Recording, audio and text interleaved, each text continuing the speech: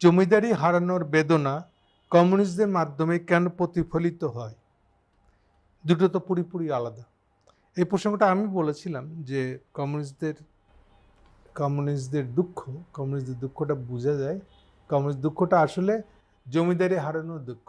জমিদার হিন্দুদের জমিদারি হারানোর দুঃখ থেকেই আসলে কমিউনিস্ট পার্টি, আমাদের এদিকে কমিউনিস্ট পার্টি, পূর্ব বাংলার কমিউনিস্ট পার্টিগুলো এভাবে তৈরি হচ্ছে আসলে।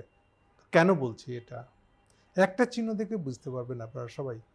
শুধু দলের নাম কমিউনিস্ট পার্টি দেখলেই আপনি ওখান থেকে কিচ্ছু সিদ্ধান্তে যেন না। ওটা যদি কমিউনিস্ট পার্টি হবে তাহলে একটা প্রশ্ন করেন যে কোনো কমিউনিস্টকে, বুড়া ছোড়া নতুন যে নবুয়ত নিচ্ছে তাকে সহ, যে কমিউনিস্টরা কখনো জমিদারি উচ্ছেদের দাবি করে নাই কেন? ভালো করে খেয়াল করেন, আমি আবার বলছি, কমিউনিস্টরা কখনো জমিদারি উচ্ছেদ করতে হবে এটা কখনো দাবি করে নাই। না স্বাধীনের আগে, 47-এর আগে, না 47-এর পরে, বা না আজও। জমিদারি যে একটা খারাপ জিনিস সেটা কমিউনিস্ট মনে করে না। এই প্রশ্নটা করবেন যে কোনো কমিউনিস্টকে, তাইলে বুঝে যাবেন যে কি হয়েছে আসলে। এই একটা বড় প্রমাণ দিলাম আপনাদেরকে। আপনারা তো কমিউনিস্টদের সবকিছুর মালিকানা উচ্ছেদ করে দিতে চায় জমিদারিটা ছাড়া। কেন? জমিদারির মালিকানা নিয়ে ওদের কোনো গরজ নাই। না আচ্ছা থাক না, এটা আমাদের সাবজেক্টই না, এমন একটা অবস্থা আর কি। উল্টা কি করবে? ইলামিত্র নিয়ে গল্প বলবে আপনাদেরকে।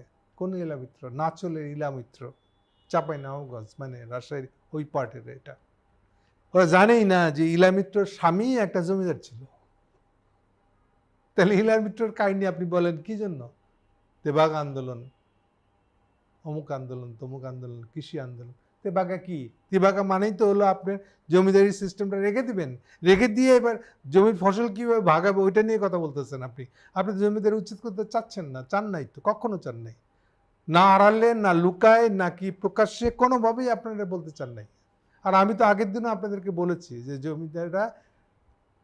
কমিউনিস্টরা কেন জমিদারি তুলতে চায় না তার কারণ বলেছি আপনাদেরকে আমি জার্মান চ্যান্সেলর, মানে প্রেসিডেন্ট বিসমার্কের নাম বলেছিলাম আপনাদেরকে। কেন জার্মানি লেট কামার ইন ক্যাপিটালিজম, জার্মানিতে পুঁজিবাদের বিকাশ দেরিতে হয়েছে, যেটার কারণে সে যখন আসছে ক্ষমতায় তখন সে আর কোনো দখল নেওয়ার মতন কোনো কলোনি খুঁজে পায় না। দখল শেষ, সারা দুনিয়া দখল হয়ে গেছে ততদিনে। সেখান থেকে প্রথম বিশ্বযুদ্ধ, দ্বিতীয় বিশ্বযুদ্ধ। এত সহজ না। দেখেন একটা সিম্পলি কৃষি সংস্কার করে নাই দিকে, জমিদারি উচ্ছেদ করে নাই দিকা, তাদের মতন করে যোদ্ধার উচ্ছেদ করে নাই দিকা ক্যাপিটালিজম ফর্মেশনই হয় নাই। ক্যাপিটাল ফর্মেশন দেরি হওয়ার কারণে ক্যাপিটালিজম দেরিতে আসছে। দেরিতে এসে এবার পাওয়ার মতন, ভাগে পাওয়ার মতন কোনো কলোনি দেশ পায় নাই বলে শেষে ঝগড়া লাগাই দিচ্ছে আসলে ব্রিটিশ আর ফ্রেঞ্চদের সাথে, ঘরের ভিতরে, ইউরোপের ভিতরে। ফলাফল হচ্ছে প্রথম বিশ্বযুদ্ধ, দ্বিতীয় বিশ্বযুদ্ধ। ফলে দেখেন কোত্থেকে কোথায় যাচ্ছে। একটা খুব সিম্পল ঘটনা, দেখে মনে হচ্ছে খুব সিম্পল, আসলে তো সিম্পল না।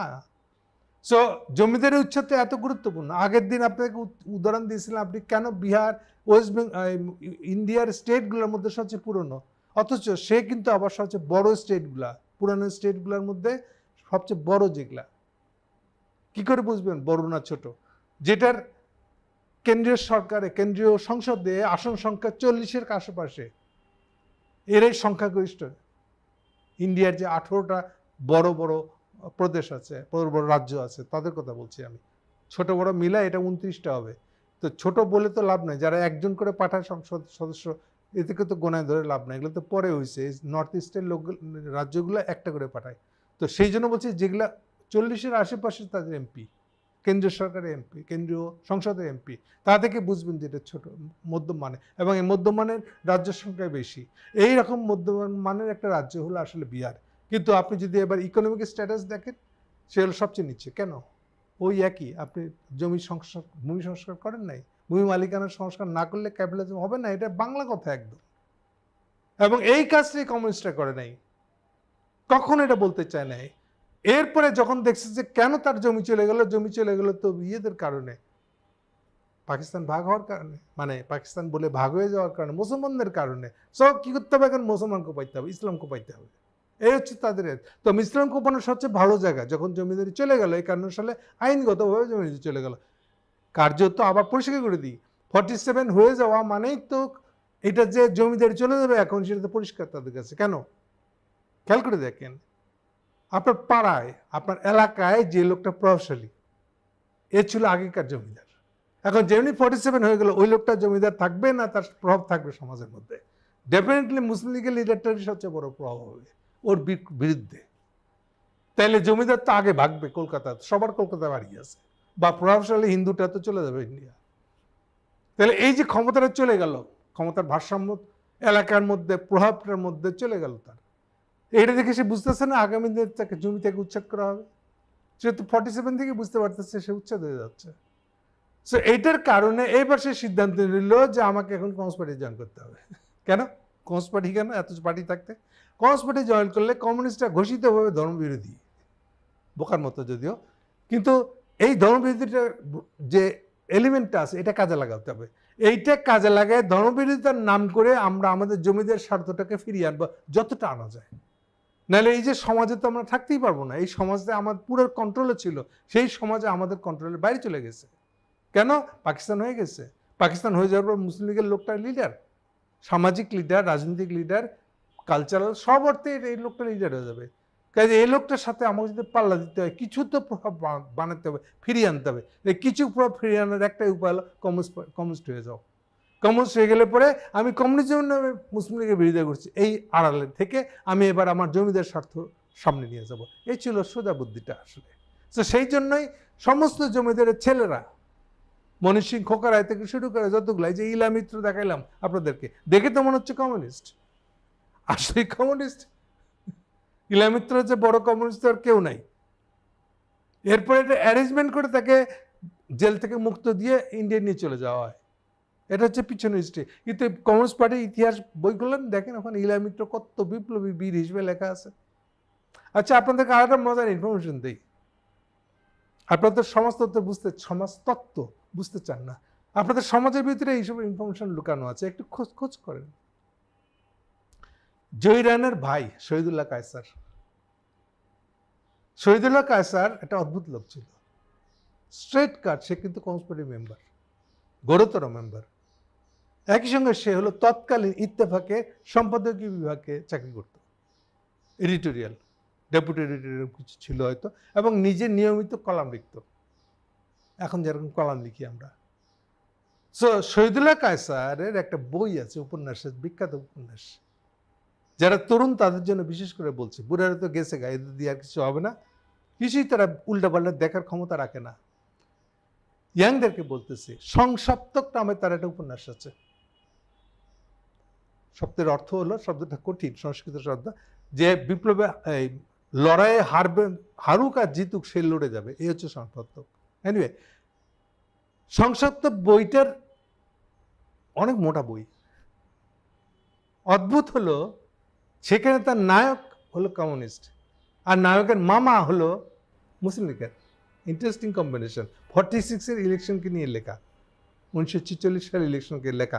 সে মামার সাথে অ্যালায়েন্স করে ফেলেছে লোকালি, অ্যাবসার্ড, যেটা বাস্তবে ঘটে নাই। কমিউনিস্ট আর মুসলিম লীগের তো কমপ্লিটলি একটা আরেকটার বিরুদ্ধে, বরং মুসলিম লীগই 46 সালের ইলেকশনে জমিদার উচ্ছেদ করবে বলে দাবি তুলছিল। এগুলো ইতিহাসে একটু খুঁজেন, বের করবেন। সংসদ তো আরো বিখ্যাত আরেকটা কারণে, 80-র দশকে এটা সিরিজ হয়েছিল বিটিভিতে, সিরিজ নাটক। হুমায়ুন ফরিদি ছিল, আমাদের রামেন্দ্র মজুমদারের বউরা ছিল, বিখ্যাত উপন্যাস ছিল। কারো কাছে থেকে গেলে দেখতে পারেন, যেহেতু উপন্যাসটা পড়া বেশ কঠিন, কারণ মোটা বই একটা। ওই যে বইয়ের ভিতরে, তাহলে এখন কাহিনী বললাম, তাহলে এটা তো পার্টি লাইনের বিরুদ্ধে গেছে আসলে শহীদুল্লাহ কায়সার। ইয়েস, শহীদুল্লাহ কায়সার এটাই ছিল তার বিখ্যাতি। উনি বাস্তবকে ফলো করতেন, পার্টির লাইন না। এটা হচ্ছে কমিউনিস্টদের প্রবলেম, যে কোনো আদর্শবাদীদের এটা হচ্ছে প্রবলেম। ওদের তত্ত্ব যার বলা থাকে ওইটা অনুযায়ী বাস্তবকে ব্যাখ্যা করার চেষ্টা করে, অথচ বাস্তব তো বাস্তব চলছে আর এক রাস্তায়, আর এক পথে হাঁটতেছে। উনি বাস্তবকে উনি এখন তত্ত্ব দিয়ে ব্যাখ্যা করে দিলেন, যেটা বাস্তবে নাই। তাহলে শহীদুল্লাহ কায়সার তো আসলে কমিউনিস্টদের সাথে মুসলিম লীগের মিলন হওয়ার, অ্যালায়েন্স হওয়ার তো দেখানোর কথা না, কিন্তু ওই উপন্যাসে দেখেন সে দেখাইছে। এটা কেন? এটা হচ্ছে তার ইচ্ছা, তার কাছে মনে হচ্ছে এটা সঠিক। তাহলে সংসপ্ত পড়বেন কি করে ওইটা বুঝেন। সংসপ্ত আমাদের এখানে প্রগতি জগতে একটা বিরাট বই, মানে সালাম দিয়ে পড়তে হবে আর কি, এরকম একটা অবস্থা আর কি। কেউ ভিতরটা পড়ে নাই, ভিতরে মাঝে বুঝতে চেষ্টা করে নাই। ওরা খালি দেখছে ইচ্ছে গ্রামের লড়াই হইতেছে, গরিব মহিলাটাকে সবাই অ্যাবিউজ করার চেষ্টা করতেছে, তার বিরুদ্ধে লড়াই করতেছে। এগুলো হচ্ছে তাদের কাছে গুরুত্বপূর্ণ। আমি যে গুরুত্বপূর্ণ উপাদানটা আপনাদেরকে দিলাম এটা একটু খুঁজে দেখেন। আরও আসেন, সংসদ তো এক অর্থে তো ওনাদের নিজেদের জীবন কাহিনী। কেন? সংসদ মানে শহীদুল্লাহ কায়সারের বাবা ছিলেন একটা বিরাট মৌলবী, লার্নেড মৌলবী রীতিমতন, মানে এডুকেটেড, কলকাতায় এডুকেটেড হওয়া। আরেকটা জিনিস মনে রাখবেন, নোয়াখালী, এদের বাড়ি নোয়াখালী, নোয়াখালী কিন্তু ঢাকা হয়ে বা ঢাকা হয়ে কলকাতা যাইতো না, নোয়াখালী থেকে ডাইরেক্ট লঞ্চ যাইত প্রতিদিন। এবার বুঝছেন? সো নোয়াখালীর কাছে কলকাতা অনেক কাছের, ঢাকা না। ফলে নোয়াখালীর যত লোক পাবেন তাদের ওই ব্রাহ্মণ কলেজে পড়া মেয়েও পাইবেন নোয়াখালীতে, লেডি ব্রাহ্মণ কলেজ, মানে যারা মডার্ন এডুকেশন শিখছে ওই আমলে মহিলারা, এটা নোয়াখালীতে পাবেন। ওল্ড পুরনো ডিস্ট্রিক্ট যাদের সাথে কলকাতার ডাইরেক্ট সম্পর্ক ছিল তাদের এখানে পাবেন এগুলা। তো ওনার ফ্যামিলি হলো ওরকম, সেই ফ্যামিলির লোকেরা হয়েছে কমিউনিস্ট, এবং বাবা কিন্তু এলাকায় খুবই প্রভাবশালী একটা মৌলবী হিসেবে সম্মানিত ব্যক্তি ছিলেন। ও ছোটোবেলাকে যে কাহিনীগুলো পাবেন বইয়ের ভিতরে, এই সব ওরাই আসলে একটু আধটু হয়তো এদিক ওদিক করছে, কিন্তু বেসিক স্ট্রাকচারটা, ক্যারেক্টারগুলো ওরা নিজেরাই ভাই বোন।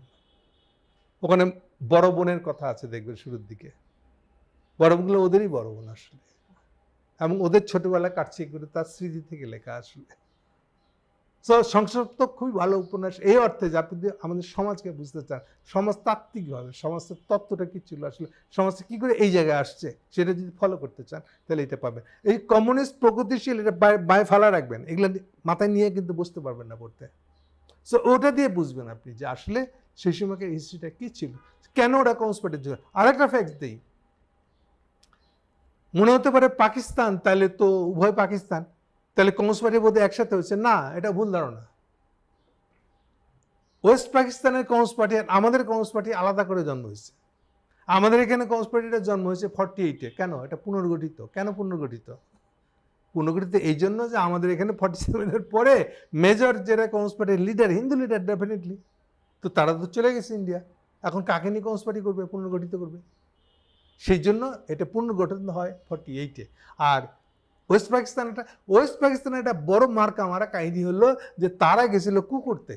এটা অদ্ভুত লাগবে শুনে, কমিউনিস্ট পার্টি কু করতে গেছে, এটা কেমন হইলো? করলো এইভাবে। অ্যাকচুয়ালি আরেকটা ইতিহাস আছে কাশ্মীরের সাথে, যে 47-এর পরে এই দেশভাগের পরে যেহেতু কাশ্মীরকে ইন্ডিয়ার সাথে যুক্ত করে দেওয়া হবে কি হবে না এই নিয়ে মারামারিটা ছড়িয়ে পড়ে। কাশ্মীর মূলত 90%-এর বেশি, হয়তো 95% হলো মুসলমান পপুলেশন।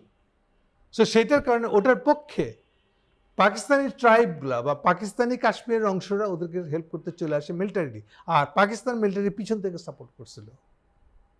এই পাকিস্তান মিলিটারি যারা পিছন থেকে সাপোর্ট করেছিল ওদের ভিতরে এক জেনারেল ছিল আর যার সঙ্গে কমিউনিস্ট পার্টির সম্পর্ক ছিল। ফলে তারাই 51-এ কু করতে যায় এবং ফেল করে।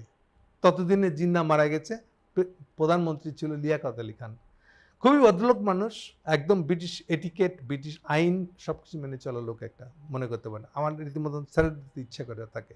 এনিওয়ে, সেই লিয়াকত আলী খান ওটাকে একদম স্বভাবত রাষ্ট্রদ্রোহিতার মামলা যারা নর্মালি মামলা দেওয়া হয়েছে। খালি একটা কথা বলে শেষ করে দিই, এই মামলা 70 সাল পর্যন্ত চলছিল এবং তার উকিল ছিল সোহরাওয়ার্দী।